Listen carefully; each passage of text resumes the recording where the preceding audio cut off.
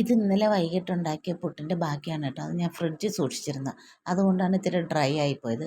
അതിനെ ഞാൻ ഇന്നെടുത്തിട്ട് എന്ത് ചെയ്തു എന്ന് വെച്ചാൽ കൈകൊണ്ട് നന്നായിട്ട് ഉടച്ച് ചേർത്തിട്ട് ഡ്രൈ ആയി ഇരിക്കുന്നതുകൊണ്ട് കുറച്ച് വെള്ളവും കൂടെ അതിലേക്ക് ഒഴിച്ച് ഒന്ന് നനച്ചെടുത്തു. നനച്ച ആ പുട്ടിനെ അങ്ങോട്ട് മാറ്റി വെച്ചു.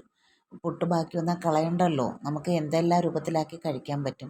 മാറ്റി വെച്ചിട്ട് ഞാനൊരു പാത്രം വെച്ച് ചൂടായപ്പോൾ വെളിച്ചെണ്ണ ഒഴിച്ചിട്ട് കടുക് പൊട്ടിച്ചിട്ട് കുറച്ച് ചെറിയ ഉള്ളി, ഒരു പിടി ചെറിയ ഉള്ളി ചെറുതായിട്ടൊന്ന് ചതച്ചെടുത്ത് അതിലേക്കിട്ട് അല്പം ഇഞ്ചി ചതച്ചതും ചേർത്ത് ഒരല്പം ജീരകവും ചേർത്ത് കറിവേപ്പിലയും കൂടെ ചേർത്ത് ഒന്ന് മൂപ്പിച്ചെടുത്തിട്ട് നമ്മളിത് നനച്ച് വെച്ചിരിക്കുന്ന പുട്ട് അതിലേക്ക് തട്ടി കൊടുത്ത് ഒന്ന് ഇളക്കിയിട്ട് കുറച്ച് തേങ്ങ തിരുമിയതും കൂടെ അതിലേക്ക് ചേർത്ത് കൊടുത്ത് നന്നായിട്ടൊന്ന് ഇളക്കിയെടുത്തു.